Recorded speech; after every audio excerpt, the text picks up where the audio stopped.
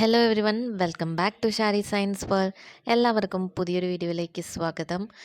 അപ്പോൾ നമ്മുടെ കേറ്ററ്റിൻ്റെ നോട്ടിഫിക്കേഷൻ വന്നിട്ടുണ്ടായിരുന്നു. December 2025 notification.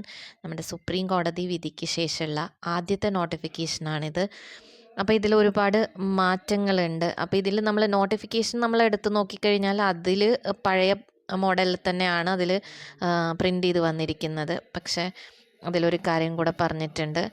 ഇതിപ്പോൾ ഞാൻ ഇന്ന് എന്താ വീഡിയോ ചെയ്യാമെന്ന് വെച്ച് കഴിഞ്ഞ് കഴിഞ്ഞാൽ നോട്ടിഫിക്കേഷൻ്റെ ആപ്ലിക്കേഷൻ ലാസ്റ്റ് ഡേറ്റ് ഡിസംബർ 30 ആയിരുന്നു. അപ്പോൾ അത് എക്സ്റ്റെൻഡ് ചെയ്തിട്ടുണ്ട്, ജനുവരി 7 വരെ ആക്കിയിട്ടുണ്ട്.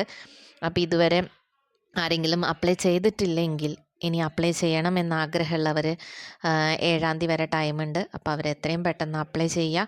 പിന്നെ മാറ്റങ്ങളുണ്ട്. അപ്പോൾ അതുകൊണ്ട് തന്നെ ഹയർ ക്വാളിഫിക്കേഷൻസ് ഉള്ളവർ ജസ്റ്റ് ഒന്ന് കേട്ടിട്ട് UPSC എഴുതാനുള്ളവർ കേട്ടിട്ട് 2 എഴുതി നോക്കുക. അതേപോലെ തന്നെ കേട്ടിട്ട് ഹൈസ്കൂൾ HSA എഴുതാനുള്ളവർ കാറ്റഗറി 3 ഒന്ന് എഴുതി നോക്കുക. ഓക്കെ, അപ്പോൾ നമ്മളിനി പുതിയ UPSC നോട്ടിഫിക്കേഷൻ വരുമ്പോൾ അതിലെന്തൊക്കെ ആയിരിക്കും മാറ്റങ്ങളെന്ന് നമുക്കറിയില്ല. ഇപ്പോൾ ഭിന്നശേഷി വിഭാഗക്കാരുടെ ഒരു നോട്ടിഫിക്കേഷനാണ് കേട്ടിട്ട് 2 ഉള്ളവർക്ക് മാത്രമേ UPSC എഴുതാൻ പറ്റുള്ളൂ എന്നുള്ള ഒരു ഇത് വന്നത്. അതായത് കേട്ടിട്ട് 3 ഉള്ളവർക്ക് കേട്ടിട്ട് 2 തന്നെ വേണം UPSC എഴുതണമെങ്കിൽ. അപ്പോൾ അങ്ങനത്തെ ഒരു ഇത് ഇനി അടുത്ത UPSCക്കും വരുമോ എന്നറിയില്ല. അപ്പോൾ മിക്കവാറും നമ്മളത് വരും എന്ന് പ്രതീക്ഷിച്ചു കൊണ്ട് തന്നെ ഈ കേട്ടറ്റിന് നമ്മൾ തയ്യാറാവണം. അതുകൊണ്ട് തന്നെ ഹയർ ക്വാളിഫിക്കേഷൻസ് ഉള്ളവർ UPSC എഴുതാൻ ഉദ്ദേശിക്കുന്നുണ്ടെങ്കിൽ അവർ കാറ്റഗറി 2, BEdകാരാണെങ്കിൽ കാറ്റഗറി 2, TTCക്കാരാണെങ്കിൽ അവർക്ക് കാറ്റഗറി 1ഉം 2ഉം എഴുതാം. അപ്പോൾ ഇതിൽ പറഞ്ഞിരിക്കുന്ന പോലെ category 1 lower primary, category 2 upper primary, category 3 high school ക്ലാസ്സുകൾ, അതേപോലെ കാറ്റഗറി 4 ഭാഷാധ്യാപകർ. അപ്പോൾ ഇതിൽ പറഞ്ഞിരിക്കുന്ന ഇതിൽ നിന്ന് ഇളവുകൾ ഉണ്ടായിരുന്നു. അത് കേട്ടറ്റിൻ്റെ ഇതിൽ തന്നെ പറയുന്നുണ്ട്. പക്ഷേ ഇതിൽ പറയുന്ന ഇളവുകൾ ഇതൊക്കെയാണ്. നമ്മൾ പഴയ കേട്ടറ്റ് നോട്ടിഫിക്കേഷൻ നോക്കിയവർക്കൊക്കെ അറിയുന്നുണ്ടാവും. അപ്പോൾ ഇതിലും ഇങ്ങനെ തന്നെയാണ് പറയുന്നത്. CTET ഉള്ളവരെ കേട്ടറ്റ് നിന്ന് ഒഴിവാക്കിയിട്ടുണ്ട്. അതേപോലെ net, set, MPhil, PhD, MEd ഇതൊക്കെ ഉള്ളവരെയും ഒഴിവാക്കിയിട്ടുണ്ട്. അതേപോലെ തന്നെ കാറ്റഗറി 3 ഉള്ളവരെ 4ന്നും 2ന്നും ഒഴിവാക്കിയിട്ടുണ്ട് എന്നൊക്കെ പറയുന്നുണ്ട്. പക്ഷേ ഇതിൻ്റെ താഴെ ഒരു ഇത് കൊടുത്തിട്ടുണ്ട്, ഒരു കുറിപ്പ് കൊടുത്തിട്ടുണ്ട്. 1/9/2025 തീയതിയിലെ ബഹുമാനപ്പെട്ട സുപ്രീം കോടതി വിധിയുടെ അടിസ്ഥാനത്തിലുള്ള മാറ്റങ്ങൾക്ക് വിധേയമാണ് മേൽപ്പറഞ്ഞ ഇളവുകളെന്ന്. അപ്പോൾ അതിനർത്ഥം ഇനി വരുന്ന UPSCയിലൊക്കെ എന്തെങ്കിലും ചേഞ്ചസ് വരാൻ ചാൻസ് ഉണ്ട്. അപ്പോൾ അതേപോലെ തന്നെ ഈ പറഞ്ഞ ഇളവുകൾ അന്ന് കിട്ടിക്കൊള്ളണം എന്നില്ല. അതായത് നെറ്റും, സെറ്റ്, MPhil, PhD, MEd ഒക്കെ ഉള്ളവർക്ക് കേട്ടിട്ട് വേണ്ട എന്നുള്ള ഒരു ഇളവ് ചിലപ്പോൾ ഇനി വരുന്ന നോട്ടിഫിക്കേഷന് കിട്ടിക്കൊള്ളണമെന്നില്ല. അതേപോലെ തന്നെ CTETൻ്റെ ഇത് മാറ്റിയിട്ടില്ല എന്നാണ് അറിഞ്ഞത്. CTET 1 ഉള്ളവരെ കാറ്റഗറി 1ൽ നിന്നും CTET 2 ഉള്ളവരെ കാറ്റഗറി 2ൽ നിന്നും ഒഴിവാക്കിയിട്ടുണ്ട്.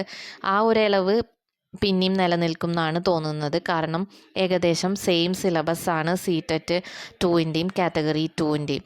അപ്പോൾ അത് രണ്ടും ഏകദേശം ഈക്വൽ ആയിരിക്കും. പിന്നെ CTET 1ഉം കാറ്റഗറി 1ഉം. ബാക്കിയുള്ള ക്വാളിഫിക്കേഷൻസ് ഉള്ളവരാണ് കൂടുതലും UPSC HSA ഒക്കെ എഴുതാനുള്ളവർ. ചിലപ്പോൾ നെറ്റും സെറ്റൊക്കെ ഉള്ളവരായിരിക്കും. എങ്കിലും ജസ്റ്റ് കേട്ടിട്ട് 2ഉം കൂടെ എഴുതി നോക്കുക. ഇനി ചിലപ്പോൾ നോട്ടിഫിക്കേഷനിൽ ഈ ഇളവുകൾ പിന്നെയും നിലനിൽക്കുമായിരിക്കും. എങ്കിലും നമുക്ക് ആ ഒരു കേട്ടിട്ട് 2 ഇല്ല എന്നുള്ളൊരു പേരിൽ നമ്മുടെ ഒരു അവസരം നഷ്ടപ്പെട്ടു പോകരുത്. ഓക്കെ, അപ്പോൾ ഇത് അപ്ലൈ ചെയ്യാൻ 7 വരെയാണ് ഡേറ്റ് ഉള്ളത്. അപ്പോൾ എല്ലാവരും ജനുവരി 7ൻ്റെ ഉള്ളിൽ അപ്ലൈ ചെയ്യുക.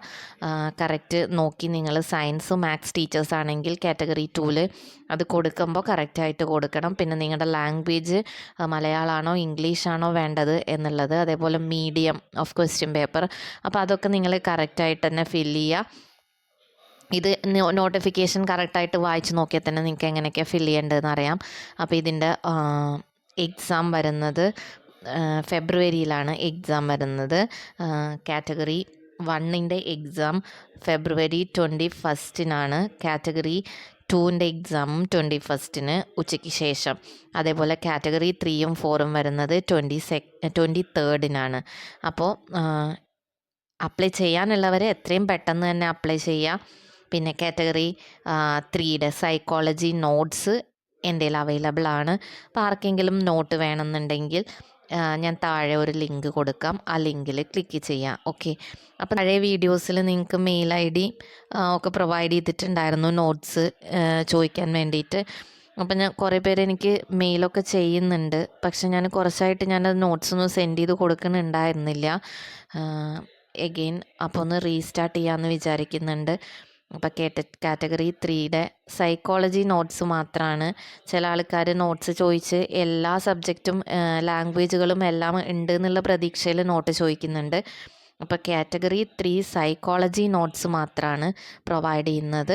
അപ്പോൾ സൈക്കോളജി നോട്ട്സ് ഞാൻ അയച്ചു തരുന്നതായിരിക്കും. അപ്പോൾ നിങ്ങൾ ആ ലിങ്കിൽ ക്ലിക്ക് ചെയ്ത് നിങ്ങളുടെ അയക്കാനുള്ള നമ്പറും ഇതൊക്കെ സെൻഡ് ചെയ്ത് കഴിഞ്ഞ് കഴിഞ്ഞാൽ ഞാൻ നോട്ട്സ് അയച്ചു തരാം. ഓക്കെ, അപ്പോൾ നമുക്ക് കാറ്റഗറി 3യുടെ ഓൾറെഡി എല്ലാ വീഡിയോസും ഞാൻ അപ്ലോഡ് ചെയ്തിട്ടുണ്ട്, സിലബസ് വൈസ് വീഡിയോസ്. അപ്പോൾ ഇനി അതിൻ്റെ ക്വസ്റ്റ്യൻ പേപ്പർ വീഡിയോസ് അപ്ലോഡ് ചെയ്യാം. പിന്നെ കാറ്റഗറി 2ൻ്റെ ഞാൻ കുറച്ച് അപ്ലോഡ് ചെയ്തിട്ടുണ്ട്. ബാക്കിയുള്ള ടോപ്പിക്സും കൂടെ വീണ്ടും അപ്ലോഡ് ചെയ്യാം. കാരണം ഇപ്പോൾ ഈ ഒരു കേട്ടറ്റിന് കാറ്റഗറി 2 എഴുതുന്നവർ കൂടുതലുണ്ടാവുമെന്ന് വിചാരിക്കുന്നു. കാരണം പലരും കാറ്റഗറി 3 ക്വാളിഫൈഡ് ആയി 2 വേണ്ട എന്നുള്ള ഒരു ഇതിൽ സമാധാനത്തിലിരിക്കുകയായിരിക്കും. അപ്പോൾ ഇനി 2 ആദ്യം നേടിയെടുക്കണമെങ്കിൽ അപ്പോൾ അതിന് ഒരുപാട് ഉദ്യോഗാർത്ഥികൾ ഉണ്ടാവും എന്ന് വിചാരിക്കുന്നു. അപ്പോൾ അതുകൊണ്ട് തന്നെ കാറ്റഗറി 2ൻ്റെ വീഡിയോസ് ഞാൻ അപ്ലോഡ് ചെയ്യാം. Okay, thank you.